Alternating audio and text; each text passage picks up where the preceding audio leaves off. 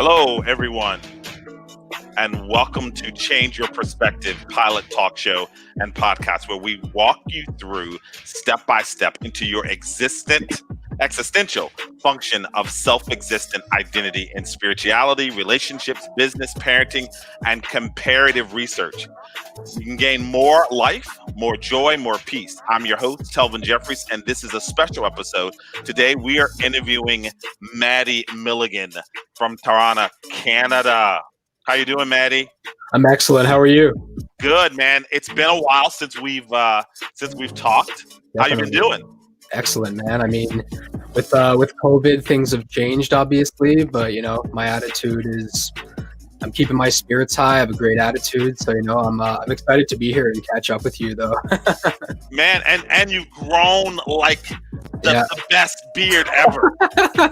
Yeah, man, my COVID beard. I guess I gotta represent for Canada, right? There you go. Is that like a thing in Canada? Like the beard? Is there some special thing around that?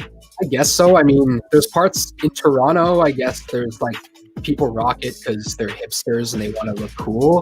But when you go north, I mean, guys just do it to keep their face warm, to be honest, especially just because it gets so cold here in the winter. So very cool. It's so funny that you say that there's like a practical thing for everything. Yeah. And then we've kind of figured out some other way to use it, right? Exactly. All right. So here's the deal. I'd love to read your bio, but what I'd rather do instead of doing that, tell us like really quickly, what do you do, Matty? Sure. Like what's your elevator pitch? Because I think it'll be helpful for people who are entrepreneurs or those who are starting their business. It's funny. I don't really have like an elevator pitch. And the reason for that is I usually just have a lot of people that find me organically and come to me a lot of the time. So I've never really had to kind of come up with an elevator pitch. But I guess the main thing would just be, I guess I help entrepreneurs really start and grow their business using sales funnels and email marketing. That's kind of my main thing that I really, I consider myself kind of one of the best in the game at that. So, I'd say that's my elevator pitch. Sales funnels. So sales funnel, what else? And email marketing. Email marketing. Got it. So we have a number of people, I think, in this audience who are trying to start a business. A lot of them are looking at businesses that are in the whole coaching space. They're authors writing books, and so they have a message to sell or to share. And so I think one of the things that everyone asks the question is like, if they had to get started with their coaching business or their marketing business, and they already know like who they're going to serve, like how do they get like noticed, get traffic, get business? And I'm assuming I come to you for that kind of help. Yeah, exactly. So this is really where, if you were to come to me, I'd really sit you down and, ask you to send me everything to kind of see where you're at. I mean, a lot of people, I think that's one thing like you just touched on, where a lot of people, they don't know who they're serving. So I would really straighten that out first of all, right? You need to figure out who your dream customer is, like kind of create this one key fan, like that one person that you can help. And then ultimately you're going to get other people to come to you. If you're just starting out as a coach though, like, one of the things that people are going to tell you is like, oh, you need to like go out and create a business or go out and create a website right away. So you're going to go out and create a website. You're going to go and register your business. Like, you really have to kind of test it out first and see if your offer is going to sell. And again, you really need to know who your avatar is and who you're serving first before you can figure out your offer and then see if that's going to convert. Then once you figure it out, then you can go out and build your website. You can start doing media buying. You can start really building more complex funnels and scaling your business. But ultimately, if you're just starting out, like the benefit of living in 2020, sure, we have COVID and we live in a pandemic right now, but the main benefit is that it's so inexpensive to start a business. Like you can just use your Facebook profile for free, right? Go out on Facebook, because Facebook, like their groups, there's so many people that you can serve in those groups just by answering questions. And that's really how I got started when I quit my job about a year and a half ago. Like I had nothing, I didn't have any websites. I'm just like, I'm just going to go out and help some people, first of all, using my Facebook profile and my LinkedIn profile. And I'm just going to be of value to people. When they have problems, I'm just going to serve them for free. So that's what I'd recommend a lot of people really do out there, and that works for coaches, consultants. It works for even physical products, people who want to create courses. Like it really works in all sorts of different niches, first of all. But again, that's really all what it boils down to is like using these free tools that you have. If you don't like Facebook, that's cool. Like use LinkedIn. If you don't like LinkedIn, use YouTube. If you don't like YouTube, use Instagram. Maybe there's some niche forum out there that you can go on and become a member of. And again, serve the people in that community, let them come to you, see if you're a good fit to work with them, because you're not always going to be a good fit for them and vice versa. And then if you are a good fit, work with that person, get them results, and then capture their stories. And then those stories are really what's going to get other people to come to you, and it's going to attract a lot more people, and you're going to be able to serve a lot more people. But do all that stuff before you go and invest in any $10,000, $20,000 websites. Like just do all the free stuff for free, because it's going to take you a lot of time at first, but you're going to be able to validate your offer. You're going to figure out if that offer sells, and then it's like, cool, now that we know that thing sells, now let's just scale that to the moon and beyond. So I'm gonna rewind here because I heard you say a couple of things I think are important. Number one is know who you're really serving, have an avatar. And I think a lot of times when you start out, you think, well, I better spread it. I need to spread it out like peanut butter. And Yeah. let me look at everyone because I don't want to miss opportunity. Yeah. And so I'm going to ask you to answer that because one question that I think at least I had in the beginning was I don't know who is going to buy from me. Like I really don't know who that person is. But then there's the second part that you said that that screams out, and that is to validate your offer. So can you kind of help unpack those two for us? Sure. So I guess the first thing where it would be really helping out your dream customer. This is where I go out and create a profile. One of the biggest mistakes I see people do is like, they're like, okay, I'm going to, figure out who I want to serve. And then they're like, okay, I'm going to figure out the demographics, right? It's like, oh, I'm going to serve this guy and he's this age and he lives in this location and here's kind of his job title. So that's what they do. Like that's cool, but you really need to look at the psychographics, like what's happening in people's mind. And once you can understand what they're thinking, what their problems are, what they desire to happen to them in the future, what keeps them up at night, what happens if they don't take action now, that's really going to help you out too. And I go super deep on this stuff before I even, go out and create the offer. Because once I know all those problems, this leads into the second thing. Now, when I create my offer, I'm going to add elements that solve all of those problems. So it's like you're going to get this part of the offer, which solves that psychographic and problem that you have right now. I'm going to add this thing into the offer that figures and solves that problem that you have. It's like, oh, but you also have this false belief and objection. Well, here's this other thing. So basically, once you understand what they're thinking and their problems are, now you can really just draft out your offer very quickly. And in a lot of cases with your offer, it can be information stuff that you include with people, like, ebooks and guides are great. It could be audio files, it could be videos, kind of do it yourself stuff.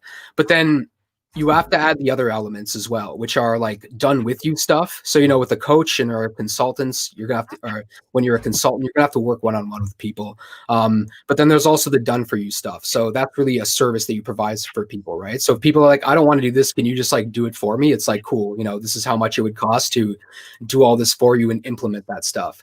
But again, once you really know the problems people have, what they desire, now you can craft out that, they call it the irresistible offer. That's really kind of the step-by-step. And those work, one of the biggest things one of my coaches told me, he's like, all you need to do is figure out the who and then the what you're going to sell them. And he's like, once you have that in place, like everything else is very easy. Got it. So I know that there are people who are, so now they go, okay, I know who I'm going to sell to. I'm going to go validate my offer. You said something that also I think is really important. Like you can use like your Facebook basically as your website. Exactly. You turn your profiles into landing pages, right? And you go out and work with people. And again, this doesn't work on just Facebook. I've done this with YouTube a lot, where like my page isn't even that optimized. I just go out because I'm a YouTube guy. Like when I'm doing work at home, I'll have YouTube on and I'll be, listening to videos and stuff or music or whatever in YouTube. Like it's my zone, and it kind of always has been for about the last 10 years. So if I'm watching a video, and I want to just share my 2 cents, I'll quickly leave my 2 cents in bounce, from all those videos. But if I leave one good comment, someone might be like, oh, wow, this is a really good comment. What happens is people engage with that comment now, and people with YouTube, they really like to read the comments. It's one thing I've noticed because I like to read them myself because it's entertainment. But I use that as an opportunity. So someone might be watching the video, but they scroll down. And if my comment has the most engagement, people are going to see that first, and they're going to be like, oh, who's this guy? Now they click on that, they visit my profile. They're like, oh, wow, this guy has some awesome videos. And then again, they start going through my content. They're like, oh, let me find out more about this guy. They visit my other profiles. They go to my website. They book a strategy call with me. Maybe, they buy one of the affiliate products that I promote. That's kind of how I get started. But yeah, with like Facebook, yeah, it's the same thing, right? You're just turning your social media profiles into landing pages and then basically engaging with people. And then again, they're like, oh, who is this person? And boom, they land on your profile. Now, with your profile, there's few tricks you can do to really optimize it to get people, to get in touch with you. This is where, first things first, you need to kind of clean up the profile. Like, if you have any pictures of you, from last Saturday night, right, when you were at the bar with your buddies, having a good time, and maybe it's not very professional, and maybe it would turn off your dream customer, then maybe remove those pictures. Right. But otherwise, you want to be posting content. Again, it's where understanding the psychographics works, because I'm still gonna, like, I'll go into Facebook groups, post some stuff based on the problems I know people are having, or again, I'll go and answer people who are like, I have this problem, and I'll come in with like a really juicy answer, and then again, people click on that, they visit my profile. The profile though is really where I brag. Like I'll post on my profile, oh, I had this client recently that I helped, and he had this problem before. He worked with me, he worked with other people and it didn't work. Then he came to me, I made it a lot better. Here's the results that he got. Here's what he has to say about me. And then again, people see that, and then every once in a while, I'll offer something for free, right? Like I have a bunch of free things I've created over the years. So I'll be like, hey, if you want this free thing, I'll give it away for the first 10 people, comment free book. And then again, the people that comment free book, now they've given me permission to message them, right? It's not like I'm just spamming them with a message and not doing that. They're giving me their explicit permission by commenting. So I basically message them. I'm like, hey, do you want that thing? They're like, yeah, man. I'm like, all right, cool. But before I give it to you, why do you want it? And then again, I'm going to find out more about them, get them on. And again, this is all stuff that's free, right? You haven't heard me yet about being like, you need to go into Facebook Business Manager and set up the pixel and then do some coding. Like, it's like, no, you just, optimize your stuff, go out and engage with other people, be a helpful, friendly person.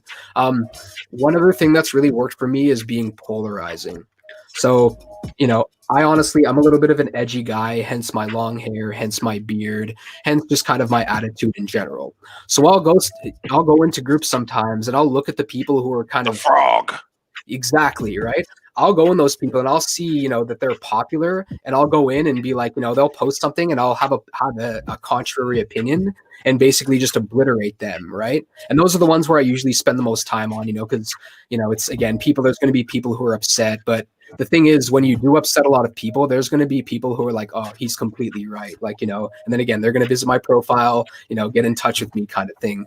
So I've just found like, being polarizing, really helps. And I mean, these days it's not difficult to be polarizing. You can say anything and people are going to get offended very easily. But again, I use that to my advantage and really just, put out some controversial stuff, I guess, but that just brings the people who I really want to work with towards me, and makes the people who I know aren't going to be a good fit, it just sends them on their way and doesn't waste anyone's time. Well, so it seems to me that you're actually, so some people might not like the word polarizing. I do, but I think what I would say to some of our listeners, I think you're really challenging people to be thought provoking. Exactly. And right, and to be thought provoking, sometimes you got to be a dissenter, right? You can't be like going where everybody else.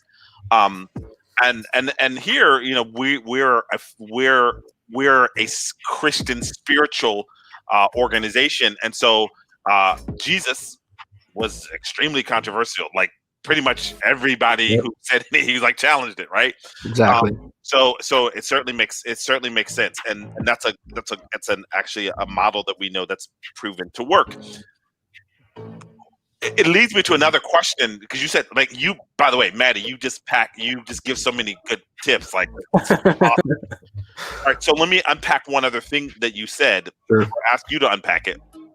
I think a lot of people use their Facebook for their personal use. And you're saying, and so they might be thinking, oh, I don't want to share this with my friends and family, my what I'm doing with my business, because I don't want to be seen as someone who's marketing to people or that kind of thing. But I always say to people, you got to get over the fear, and like, that's your platform for making money. You can call these people or text them your friends if they're really your friends. Exactly. So what's your point of view on that? Because that conversion to using your Facebook as a pure, and I say pure, but more a business tool and less a communication tool, share your opinion on like who should be president or whatever. Yeah. Well, how do you make that shift mentally?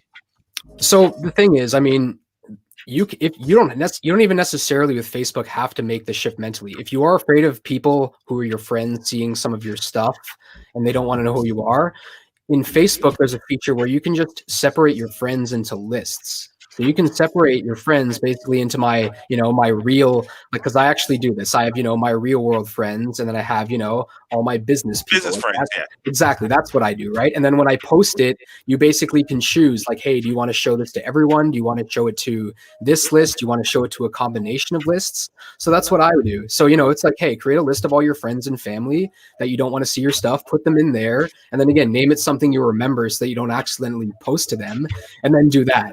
Now, again, if you are comfortable and you're like, oh, whatever, and you don't really, and you do want to get over that fear and kind of shift it, and you're like, hey, I want to get outside of my head. I want to stop, I want to stop caring what my friends and family kind of think.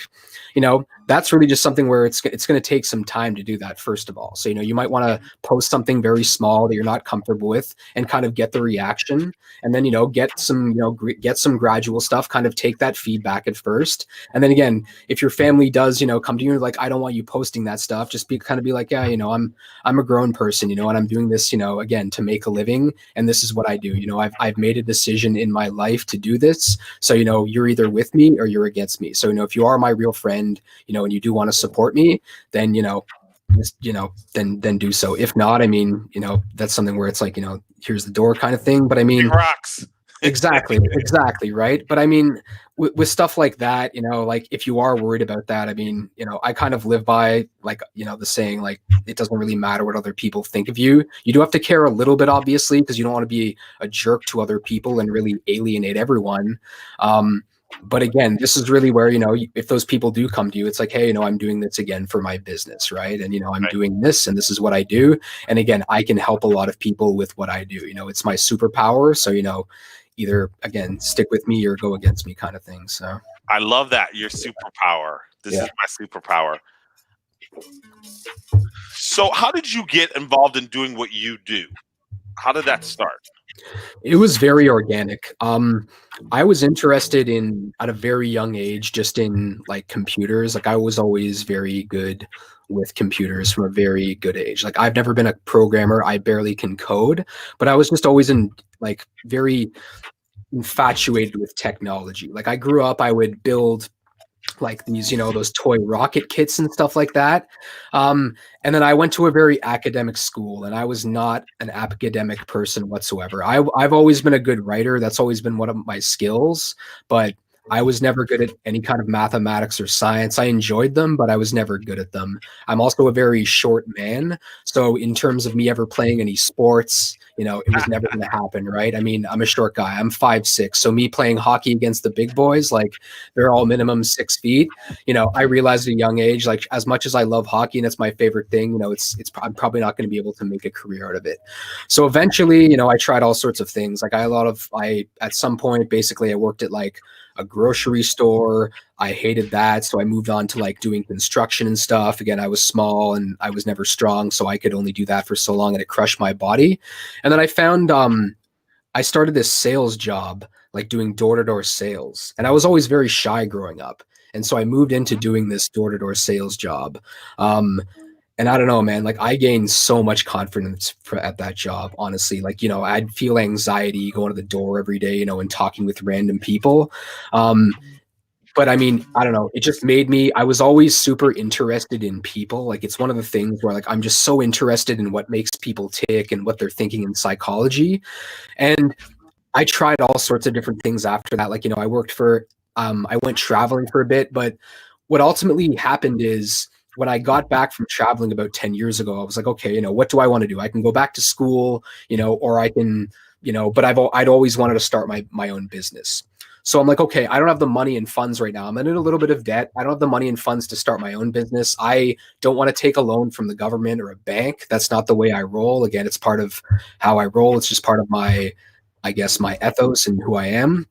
So I'm like, okay, so I made a list of like 20 different tech companies that I wanted to work for.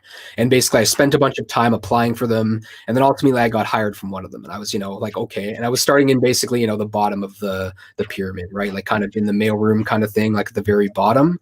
But again, I'm a very curious guy, and I was super, I really wanted to learn. So, I started working for that company. I moved my way up. And again, I was learning about technology, learning it about people, but I always had the end goal in my mind, right? To kind of go to my own. So what I would do is I would work the whole day. Then at night, I would read books. Like I've read a ridiculous amount of books the last 10 years. And I'd also take a lot of online courses in my spare time, specifically in marketing and really just all sorts of stuff like digital stuff and digital marketing area. So, and I realized at some point, I'm like, okay, this is going to be the future. Like everyone's going to be marketing their business online. There's going to be a huge shift. It's already happened, but it's going to be huge. And at some point, there's going to be an event that's going to happen that's really going to change everything. So I gradually, pivoted towards that. I changed from that company, moved to another tech company, moved from there. And then, like I said, about a year and a half ago, I really went on my own and kind of, drew a line in the mud and was like, okay, now it's either now that I start this own thing on my own and I go full time into it, or, I really just keep moving up in the corporate world.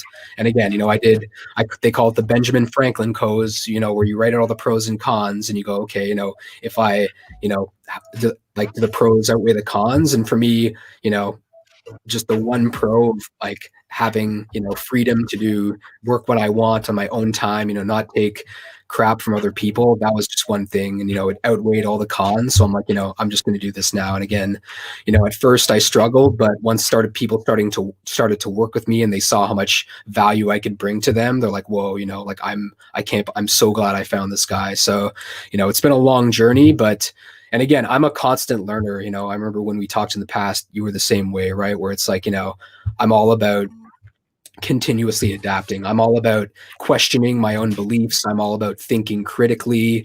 I'm all about analyzing stuff as well, like looking at the data and making my own decisions, not just taking other people's opinions. And ultimately, that allows me to just do what I do a lot better, right? When people need consulting help, and they come to me, I have a lot of experience and I've seen what works and what doesn't work. So when they ask me, I'm like, and they usually come to me with like, would this work? And I'm like, yeah, maybe, but you need to tweak this, this, and this. And again, all the experience that I've had, has allowed me to kind of get to this point. That's great. That's great. That's a big jump, right? When you do, I'm going to do it myself, right? At some point, you got to say, the decision maybe for me was, I have to decide, am I going to trust myself as much as other people trust me? That's a huge thing. Oh man, that's a big thing. Like, because people think they're like, oh, so if you're out there right now and you're working a full-time job, if you're not crushing the job, like even if your job is the most like unimportant thing in the entire world and you hate it, you still have to try and excel at that job.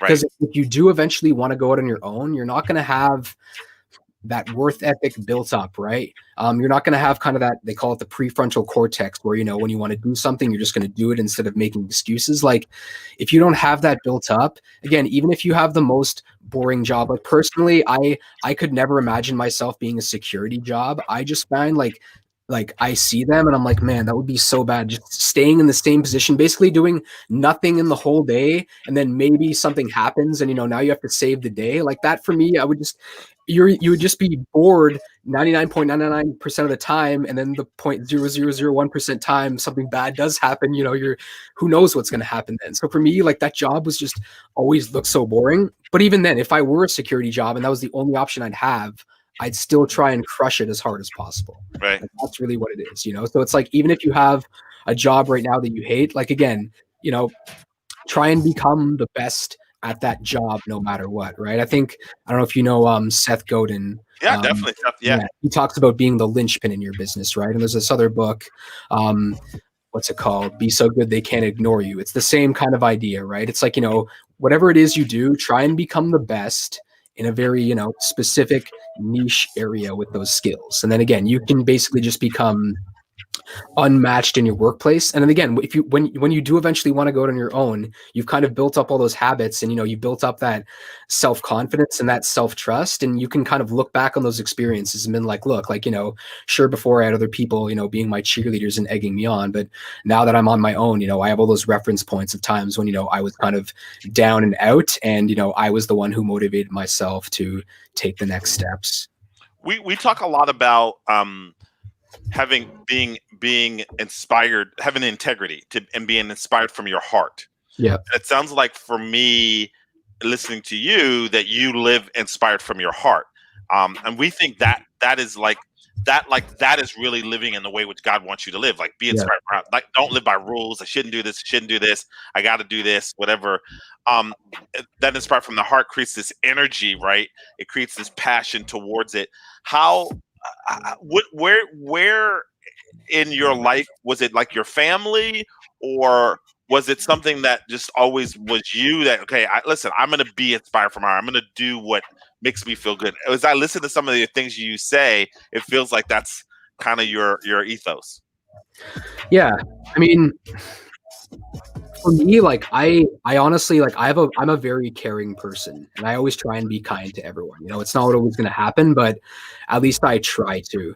And even from a very young age, I mean, I've just, like, that's why I think that's one of the most important things in marketing. It's like, you have to actually care about people, right? You have to have compassion for where they're at, and really understand who they are. So for me, I always want the best for everyone else. Like, that's one of my things. But yeah, like, that's one thing too. And even on top of that, like, I care about people, but I also always want to over deliver and go above and beyond, really, in, whatever expectations they had, I want them to, see that next level. And my goal with, like, again, like, I think I've just always had kind of a big heart, been a very helpful and kind person, and always put people above myself. But one thing I hope to do with that as well is to show other people that they can do that themselves, right? It's like basically paying it forward. It's like, okay, I'm going to do this for other people, not because I want anything back in return, but because I'm trying to make the world a better place. And I hope that they'll learn that and do the same, and basically, spread that message forward. So care for your customers, care about people. Caring is so important. It's like, Gary Vaynerchuk says this. He's like, caring is the most important part of business. Like, if you don't care about the other person and put their needs before your own, then you're done. Yeah, makes sense. I like it. You talked about some other things. You talked about marketing. Yeah. And I think people get confused what that means, especially when you're first starting your business. Maybe even people who are later in their business. They're wondering, like, why don't people know who I am? Why don't I get enough business? So they go out and they run Facebook ads and all these kinds of things. But I heard somebody say something the other day that I thought was very interesting. They said the real issue is you need traffic. Yep. Right? It's not like you need a better marketing plan. Yeah. You need traffic.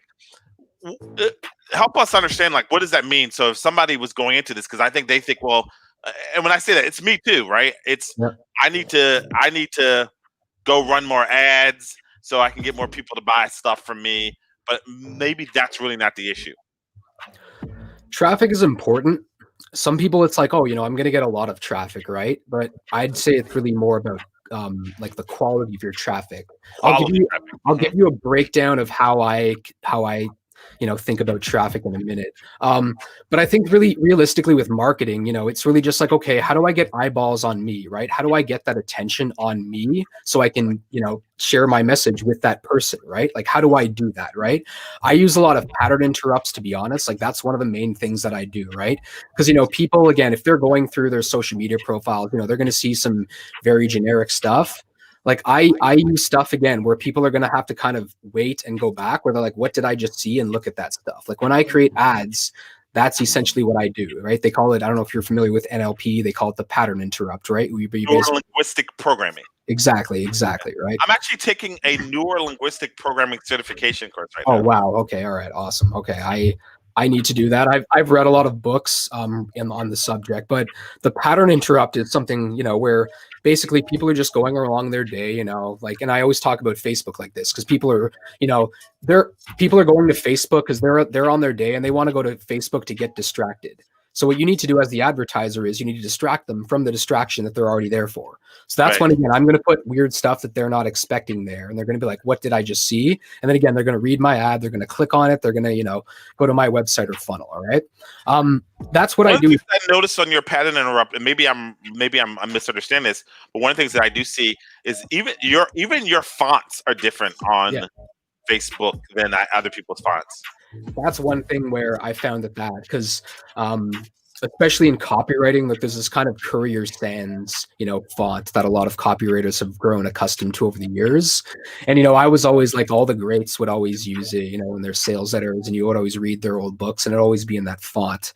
So for even with me, like, that's a quick way for people to just get their attention, right? It just stops them, right? It's one quick thing. There's a website you can use where you just, before you post in Facebook, you go there, you paste what you're going to post. It shows you different variations of fonts. You take that, you copy it, you put it in Facebook. And again, people, they're going to scroll, they're going to see that one thing. And, that's going to get you more attention. And again, it's most importantly, it's going to get people to stop, and it's just going to get them to read what your message is. And if you've, communicated your message clearly, then again, it's going to get more people to come to you. That makes sense. I'm sorry, you were saying something else. As you were saying, so you gave me the first part. So yeah, what I wanted to say was, like, when I think of traffic, there's really 3 types of traffic, and I've stolen this from Russell Brunson because he's a whole book about this. Mr. ClickFunnels. Exactly. He's the CEO and founder of ClickFunnels, right? I love their products. I've invested a lot in them. I mean, he's been one of my main mentors over the past few years. But he talks about, people are always like, oh man, how do I get more traffic, right? How do I get more traffic? And it's kind of like, all right, or what they say rather is they're like, how do I create traffic? And it's like, you don't really need to create traffic, right? Traffic is already out there in the world. You just need to, figure out where your people are at, where your right quality traffic is, and really just put your message in front of those people. All right. Now, with traffic, there's 3 kinds, which Russell Brunson talks about, right? There's traffic that you can control, there's traffic that you earn, and then there's traffic that you own. So traffic that you can control is paid ads, right? I can go to Facebook or Google or YouTube or LinkedIn, and I can be like, okay, here's some money, show my ad to the people that I want to, boom. And, you'll see your results from there. Then there's earned traffic, right? Organic traffic. This is really where you need to go out and create content on a very consistent basis for people, right? They find out about you for free organically, same way, you're basically doing here, same thing I've done with my own podcast, where you're basically just, putting out free value for people, right? And then the benefit of that is they find out about you, they usually, people will watch a lot of your content. And then, from there, again, you can have a call to action and send them to your funnel or send them wherever you want.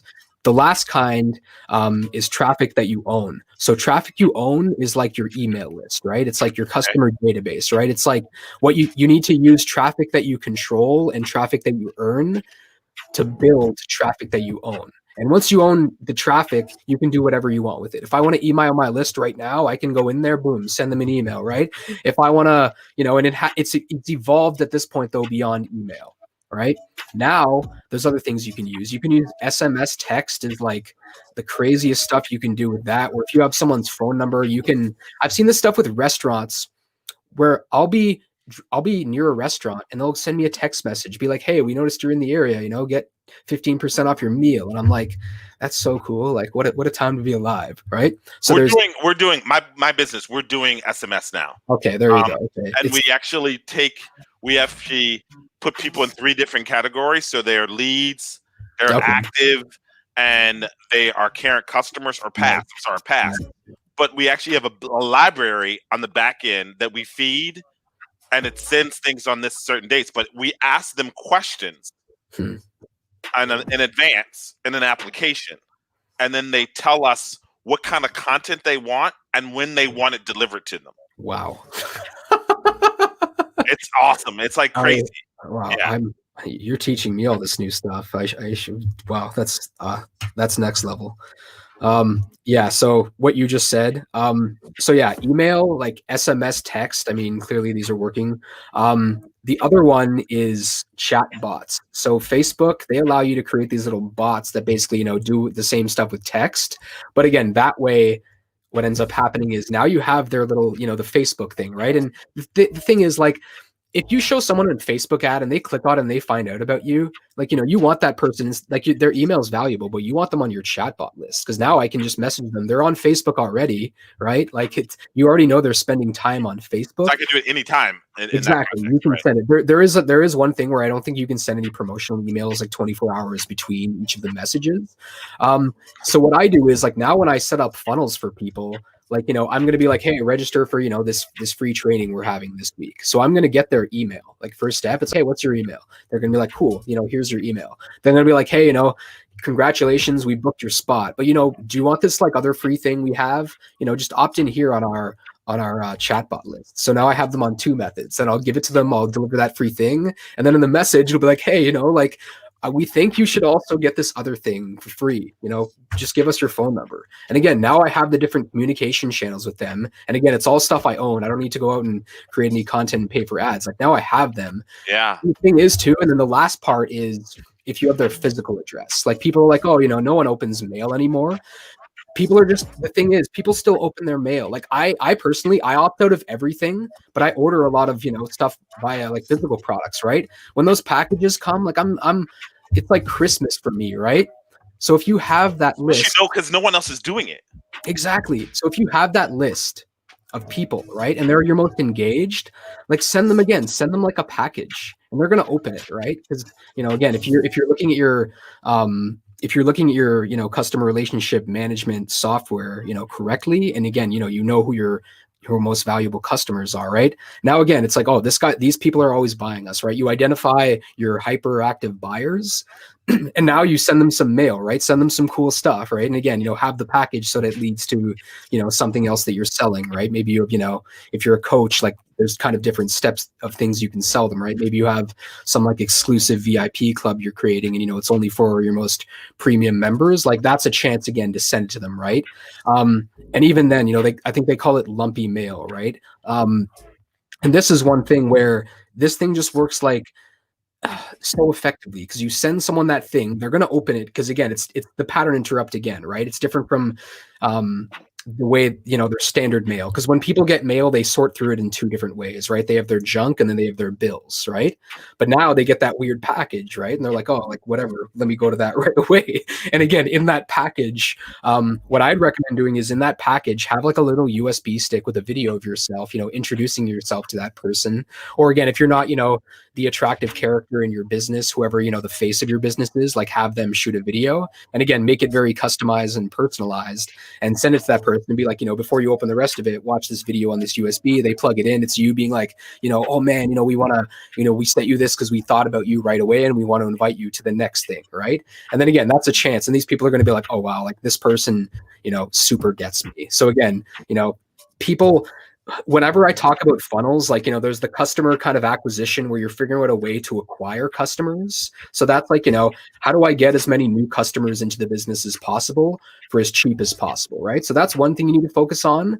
But then once you have those customers, like, what are you going to do with that database, right? And again, it's like, I'm going to email them, SMS, I'm going to chatbot, I'm going to send them direct mail. And that's ideally, how you properly scale your business, right? And the benefit of that is because so many people are platform dependent, right? Where they're only focusing on one platform. Let's say you do end up getting kicked off Facebook or YouTube or Google or whatever. Now you still have those people to market to, right? Right. So, now you still have that list. And again, it's like, and again, those are already the people who have done business with you. So it's like, treat those people well, give them free content from time to time, and, don't make them too many offers. Just nurture those people and, escalate them on the right path, and, just gradually get them to buy, multiple products that you have eventually. So. What if you're in is this different if you're in a cause business? Let me tell you what I call a cause business. A cause business is, let's say you're in ministry, or let's say you lead women's groups, or you're helping moms who want to improve the lives of their children, or that kind of thing. I call those kind of cause businesses. Is this any different? The thing is, like with a lot of those cause businesses, I mean, it's really the same kind of thing, to be honest, right? Like, That's what I think, yeah. If you have a cause, I mean, you want to do everything within your possible, or with everything within your power possible, to shout it from the rooftops and get as many people interested as possible, right? And the thing is, again, we live in a modern time. Like, even if you run a cause business, like, you can start for free. It doesn't cost any money these days to start a Google account and start writing stuff and producing stuff. So again, if you have a cause, like, I think every business is a cause business, right? And if you don't have the right cause, like, what are you doing? Like, if you're not on a mission to, and you don't have, you're not passionate about what you're doing, like, why are you kind of doing it? So, I think that's one thing. If a lot of people, they're like, I run a cause business. It's like, that's the way you should be. Like, whatever you're doing, if you have a business, there is a cause, you should be doing that. But I think for that, like, even the businesses you just said, I mean, I could think of ways each of those businesses could easily, just implement some ways and start helping people right away. But I mean, it's the same way I would market my business the same way, right? Build your database, help out those people, continue to communicate with them over time. And then, every once in a while, make them an offer to get them to come to you, and then, try and sell them what they want. Like, it's the same kind of thing in anything. It's, I think just a lot of the time people overthink it, and they're like, oh, it would never work for my specific kind of business necessarily. But, I've seen stuff work, or I've had times when I'm like, oh, this is so not going to work. And then I do it and it works. And I'm like, oh man, like, okay, it does work in this, like, wow. Cause I've worked with some weird businesses this year. Like, I've had some, I built some crazy funnels and done some crazy stuff for some very, very, very niche businesses. And it's worked in even those ones as well, very small niches of maybe like 10, 20,000 people max. Oh, and, wow. Still had some decent results in those very small niches. So if you run a cause business, implement a lot of the stuff I said. Well, so now I'm going to get into some fun stuff that I got to ask you about. Yeah, totally. So you're 7 times frog jumping contest champion? So I use that as a pattern interrupt. All right. Again, so I won once. I just use 7 because it's a lucky number. I just kind of exaggerate the claim a little bit, but I did win once. All right. And I did basically get, I think it was like 7 or 8 different trophies at the time that they gave. So technically I am the 7-time there you go. frog champion. It was like something, my family used to have a cottage in southern Quebec, and we'd go over to these county fairs in Vermont. And then this one year they had this frog jumping So you have to like jump like a frog. Well, so they bring there's apparently in Florida, there's these huge frogs. So they bring them up, and, they give you one, and basically you just compete, right? And I think it was like, how far it could go. So, I pushed it up and it jumped the farthest, and it ended up jumping farther than everyone else's. So, I was crowned the champion. So, and again, they gave me, because no one really showed up. So they're like, oh, you win all the events. So here's all your t-shirts and stuff. So I still have some of that stuff. So that's hilarious. Yeah. That's hilarious. All right. So let me ask you 2 more questions. Yeah. How do people get in touch with you? They want to work with you. They want to learn more about what you do, which I recommend, by the way, because you got cool free stuff. Lots of information. How do they find you? So I guess my website, mattymilligan.com, would be the best option. I do have a podcast that I'm going to be rebooting shortly. If you go to it's undergroundmarketingconspiracy.com. I'll give you guys something for free though. I hope, Telvin, you cool with that? Can I Yeah, give people absolutely. free Yes. stuff? All right. So if you go to mattymilligan.com/funnel, I have a free guide that you can get. You basically just need to go in there, input your email, and there's a free guide that you can get. So I'd check that out as well. Again, it's just The guide on mattymilligan.com. to do what? What's that? The guide is to do what? To how to build a funnel? Exactly. It's really just going to show people, a lot of the stuff I just talked about, like the vast majority of it, it's actually inside that guide. So I talk about, sales funnels, how they're different from traditional websites. I talk about email marketing. I talk about traffic generation. So if you kind of want the bullets of a lot of the stuff I just talked about, just go there and grab that. You rock. And then your podcast, can they see the old episodes? Oh, totally. Yeah. I have over 100 episodes. I've interviewed you on there as well. But yeah, I'll be rebooting it very soon. I just honestly got extremely busy the last 6 months. I've just, kind of had a lot of people coming to me, and I've felt the need to just serve a lot of people. And, I kind of hit that, but it has been something at the back of my mind where I'm like, I need to restart that. But I mean, I think there's 125 episodes. And I talk about all sorts of different marketing stuff there. And yeah, it's Underground Marketing Conspiracy is the name of the podcast. Got it. That makes sense. Well, I want to thank you so much for doing this. I mean, first of all, every time I talk with you, I learn like lots of stuff. Awesome. And I have all these ideas. Actually, I know our audience will love it, but for me, I'm excited. I'm like, I got to run and like do some of this stuff. Okay, I got to do this now. Like, yeah. So I want to thank you. I want to thank you for doing that, Matty. And I'd like to thank all of you for tuning in today's episode of Change Your Perspective. Our pilot talk show and podcast. This podcast is headed by the Zane K. Couture International Institute of Pneumatology. Be sure to subscribe to the Institute to be part of our mailing list and to follow this life-changing pilot talk show and podcast. You do not want to miss one episode. As you can see, we bring people who can bring it, like Matty Milligan. Visit us at www.internationalinstituteofpneumatology.com. We give you more life, more joy, more peace. Good night. Take care.